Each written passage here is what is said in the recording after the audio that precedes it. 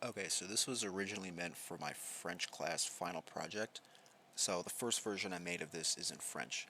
So if you want to see the French version for whatever reason, just let me know in the comments and you can hear me struggle to speak in French. Alright, here's the video. Joseph Maurice Ravel was born on March 7th, 1875 in the Basque town of Cibourg, only 11 kilometers from the Spanish border.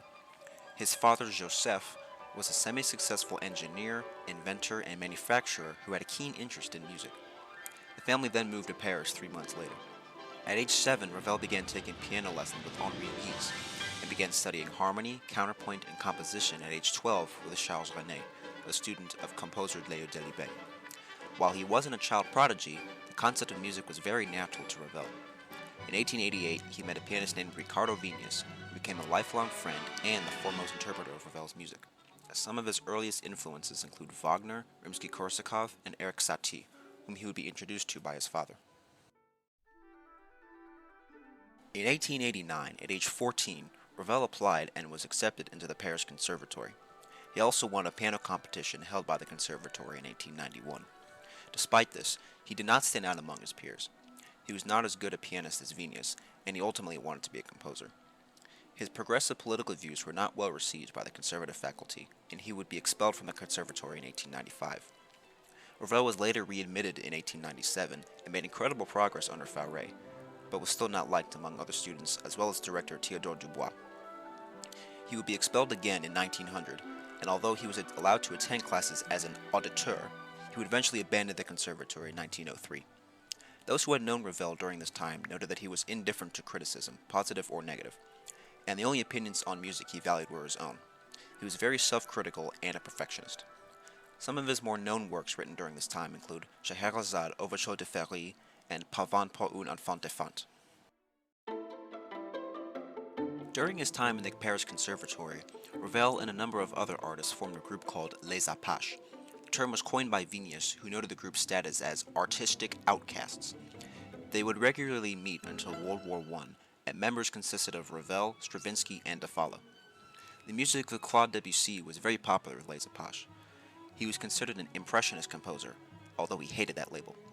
Many would begin to attribute Ravel to Impressionism as well. One of the members conducted the premiere of one of Debussy's operas, Pelléas et Mélisande. The director, Dubois, forbade conservatory students from attending the premiere. Debussy and Ravel remained friends until the mid-1900s. In 1900, Ravel made his first of 5 attempts to win the Prix de Rome scholarship. Some of the award's previous winners included Bizet, Berlioz, Gounod, Massenet, and Debussy. Ravel would not win a scholarship any of the 5 times he tried. The closest he got was second place in his second attempt in 1901. On his last attempt, he would be eliminated in the first round. However, it was later revealed that one of the jurors was a senior professor at the conservatory, and only his students were selected in the final round. This caused Dubois to resign as director and was replaced by Gabriel Fauré.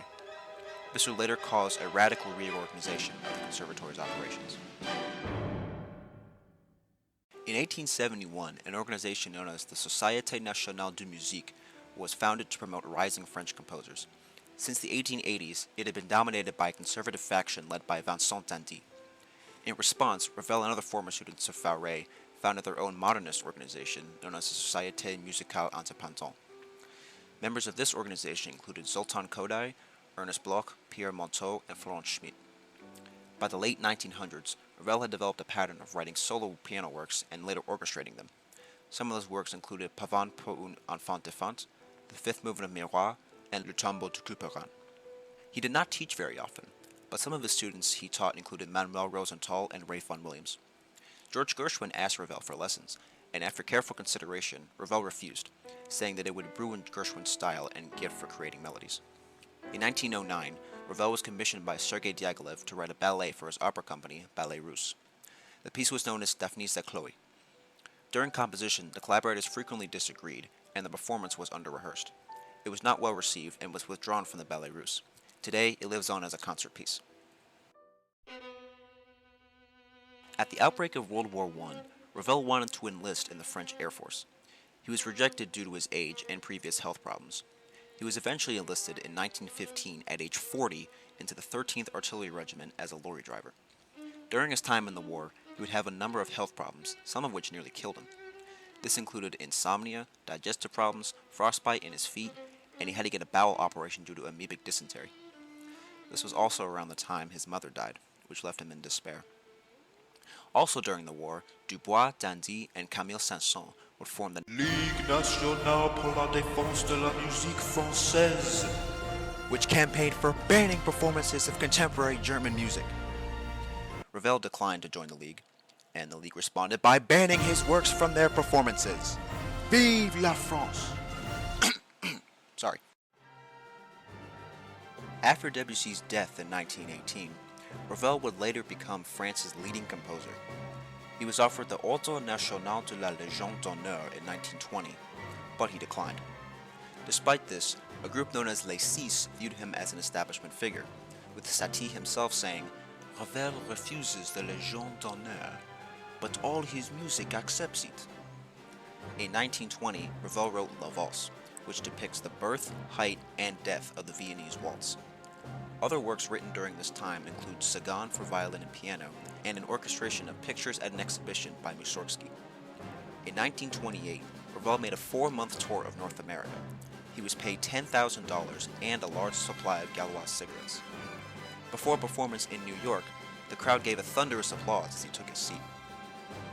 Probably his most famous work ever written is Boléro, although Ravel hated the piece and was surprised it became a success.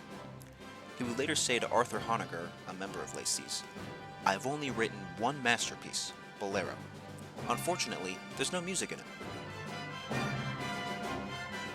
Ravel began writing 2 piano concertos, both dedicated to certain people. The first was Piano Concerto for the Left Hand, written in 1930 for Paul Wittgenstein, a friend of Ravel, who had lost his right arm in World War I. The second, Piano Concerto in G major, was written for Marguerite Long. Both concertos were received extremely well. This was also the time when Ravel had suffered a blow to the head following a taxi accident. He began to gradually lose his memory, but remained active until the last few months of his life. He would not write anything new after 1933. Finally, on December 28, 1937, Maurice Ravel died from unknown circumstances. As for his music, Ravel was quite famous for his mastery of orchestration. He orchestrated numerous pieces by Mussorgsky, Schumann, Debussy, as well as his own. This resulted in a relatively small output compared to his other contemporaries. Ravel had many different influences. Composers such as Fauré, his former teacher, Debussy, Couperin, Rameau, Chopin, Mozart, Schubert, Liszt, Borodin, and Haydn. Dance forms like the Boléro, Pavane, Minuet, and Forlán, as well as different styles and nationalities like Hebraic, Greek, Hungarian, Gypsy, and most of all, jazz. After his death, his younger brother Edward converted his house in Montfort-la-Marie in the Île-de-France region into a museum, which you can still visit today. Other interesting facts about Ravel include that he wasn't married and frequented brothels. Some historians suggest that he may have even possibly been a homosexual, although there is very little evidence to support this.